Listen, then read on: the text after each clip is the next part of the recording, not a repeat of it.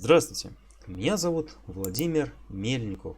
Я люблю заниматься автомобилями, изучать их, а также разбираться в технических процессах по эксплуатации автомобиля. И хочу рассмотреть данную сферу деятельности глазами студентов, чтобы когда у них возникли те или иные вопросы на учебе, чтобы они уже были готовы к контрольным работам, зачетам и экзаменам. Устройство авто. Тема. Назначение устройства и принцип работы главной передачи и дифференциала. Главная передача служит для увеличения подаваемого к ней крутящего момента, передачи его через дифференциал и полуоси к ведущим колесам. Конструктивно главная передача представляет собой зубчатый редуктор с коническими или цилиндрическими шестернями. Они подразделяются на одинарные или двойные. Одинарная коническая передача состоит из двух шестерен, ведущей или ведомой. Оси могут пересекаться или быть смещенными друг относительно друга на 30 или 42 мм.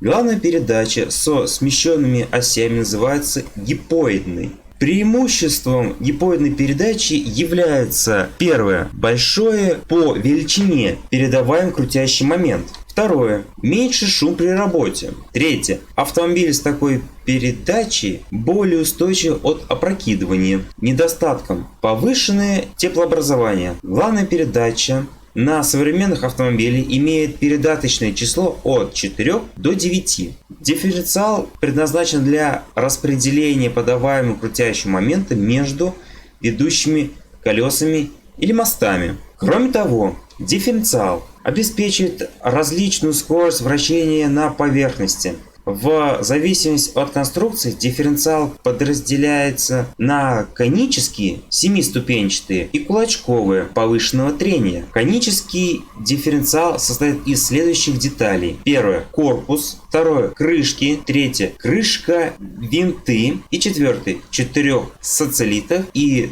2 полуосевых шестерен. Вот, собственно, о чем я хотел сегодня вам рассказать. А на этом все. Всем спасибо. До новых встреч. Не забывайте обращать внимание на ссылки.